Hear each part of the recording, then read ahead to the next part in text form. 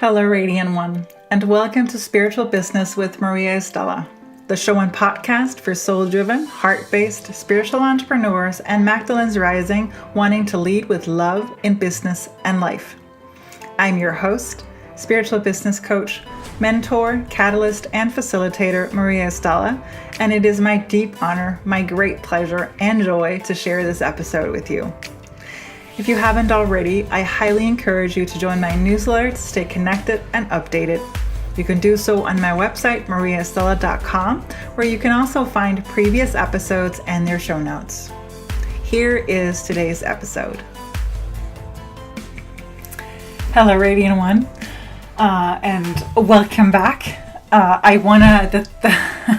Everything in me is just bursting to scream, honey, I'm home. It's been almost 3 to 4 weeks, and I have been I've been diving deep into my solstice cave. I've been taking time off for the new year, and now I am back. We're back, and it's a, bright new year 2019. If I haven't said it before, I want to make sure that you hear me say Happy New Year. I wish you the most magnificent 2019.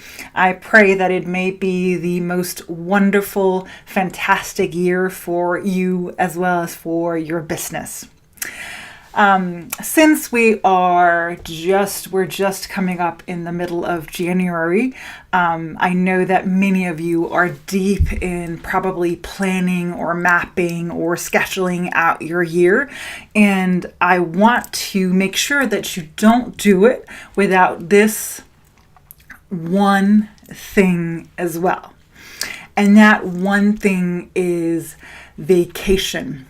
I want to make sure that you, as you go through your planning, your mapping out, however you do your scheduling or mapping, planning for the year, I want to make sure that you also add vacation time, because vacation time is so important.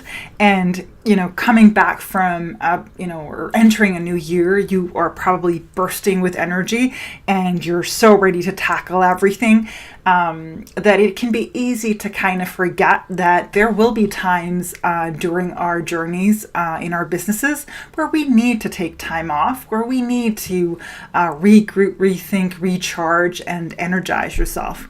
And I know that you, being a soul-driven, heart-based entrepreneur, spiritual entrepreneur, most likely you have rituals in place, you have practices in place that ensure that you on a daily basis fill yourself up, that you energize yourself and recharge yourself. However, I also know that because you have a heart that is big and full and beats for the world, very often you tend to take on, or we tend to take on, a lot of things. And so by mapping out or scheduling actually vacation, you ensure that there are times when you can become completely quote unquote empty. I like to say that, in the space of silence, all things can be heard. And that's something that I truly, deeply believe in. That's why I, on a daily basis, have meditation practices and silence practices in place. But there's also something in the taking off a considerable amount of days, and not just have it be a day or a weekend, but actually have it be weeks and perhaps even months. As I was preparing this episode, I was contemplating the cultural differences, because I was born and raised in Denmark. And I know that the Scandinavian countries, the Nordic countries, have a kind of a different perspective on, I don't know if I want to call it human life or the way that we live. But I know that, for example, that we have I think everyone has about 5 to 6 weeks of vacation, just because that's how our laws and our systems are set up. And then there are those that have, I know that when I had my corporate career, I think I had I think I had about 7 weeks where the last 5 days were they were days for if your child is sick or you get sick or so forth. However, if you don't have children like I didn't, then you still get those days. So I think that at the end it was about 6 to 7 weeks. So I understand that for me personally, there's probably a cultural aspect of vacation being necessary, because I know that the 6 to 7 weeks is a stark contrast to what it is, for example, in the US and perhaps in other parts of the world, where there seems to be this idea that if you have to work 24/7, and not only that, but at a wage that is barely a living wage. So I understand that there are some cultural differences, and I understand. So what I mean by this is that if you come from a country where vacation is not something that is the norm, then you may have, you may find that it is harder for you, or you struggle more with the idea of having or taking vacation without filling yourself up with guilt and shame and wondering if you can do it or whatever. So just be aware of that as you go ahead and plan.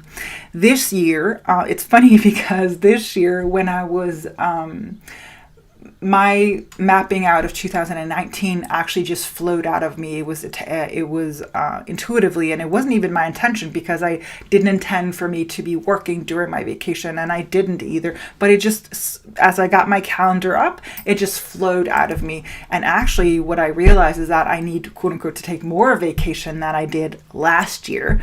And so this year will probably be 1, 2, 6. Probably somewhere in the likes of 8 to 9 weeks of vacation.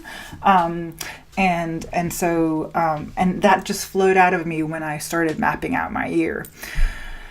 So I want to inspire you to map out, and I want to share a story with you, because this is a client story, and as always, when I share client stories, I've been given expressed consent by my clients to share them with you, so that you may find inspiration in it, and perhaps even empowerment and motivation.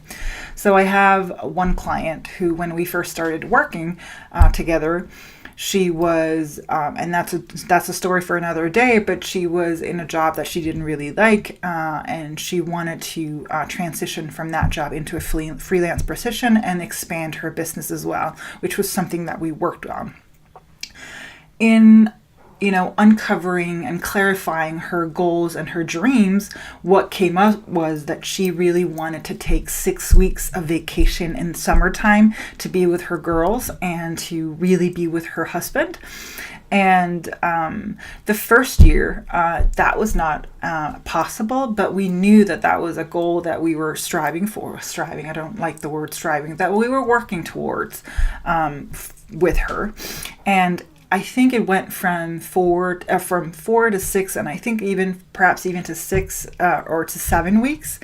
And what we did was, if you're in business and you want to take off, a big chunk of vacation, of course you have to ensure that your business is up and running. You have to ensure that either you have money coming in before or after, or even during. You can do that if you have an online business and have online products, and money can be flowing into your accounts even during your vacation. And so what we did in our work together, one of the things that we implemented was the first or the second year, I believe it was, we implemented she created an offer for her clients to know that, listen, I'm going to be away for this amount of time. So first of all, if you have anything that you would like to have done before I leave, now is your time. So we implemented a strategy where we made sure that her clients were aware of when she was going on vacation. They were able to book her and have their things get done before she went on vacation. So that's the first thing we did. The second thing we did was we created an offer for her clients, so that it was a very good deal. That it meant that she had basically it was they paid up front, and it would be delivered, and she would start working on it when she came back from her vacation. And what that meant was, deep security. She's someone that really wants to have about 3 to 4 months of income or pay in her account, so that, let's say she hits a dry spot, then she knows that she's taken care of for a very long time. To be very clear, she's never needed those 3 to 4 months, because she has always got clients coming in and work coming in. But still, it was there, and it was necessary for her to feel safe and secure. And that's, of course, necessary if you're running your own business. But what we did, like I said, we created an offer, and with that offer, she had clients. There was only a certain amount of clients who could book this offer, and she sold it out. And that meant that when she left for her first vacation, I think for her first 6-week vacation, it meant that she was able to rest securely, sleep at night, knowing that when she came back from her vacation, she had work to do. There was money in her account, and she could just keep going. So that's something that is possible with the right ideas, with the right strategy, and with the right setup, of course. And I hope that inspires you to look at perhaps where can you be at a vacation. And I want to say that vacation is actually one of the number one things that I always, I want to say encourage, but I think that's not a strong enough word, because it's something that I heckle my clients with. I want to make sure that they add vacation. And sometimes, you have different, if you have children, there's different school years. I have clients where the school year is different because they're either in the Middle East or in the US or here in Denmark. So it changes, it varies. So of course you can schedule it accordingly to that and make sure that that's in place. But I want to make sure that somehow, some way you are going to schedule vacation. Finally, I want to say, if you're thinking that you can't afford vacation, and when I say vacation, I'm not talking about you jumping on a plane and, going to the Caribbean and staying there for 3 months, unless that's what you want to do. When I say vacation, I mean just time off from your business where you're not working, where you have an autoresponder set up to let people know that you're on vacation and you won't be responding to emails, or you have your assistant take care of your emails. And if there is anything that is really, really important, then of course they can maybe get in touch with you.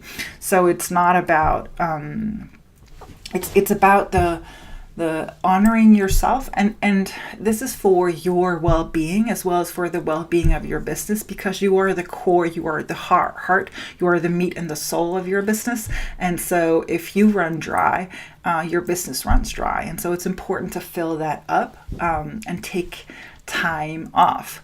And yes, final thing I want to say is that if you're someone who thinks that you cannot take vacation, you're the one who needs to take vacation. Because if you're stuck in a mindset of being unable to take vacation, chances are that you're running around like a headless chicken, doing far too much and pushing and forcing and coercing, and that's no fun place to be.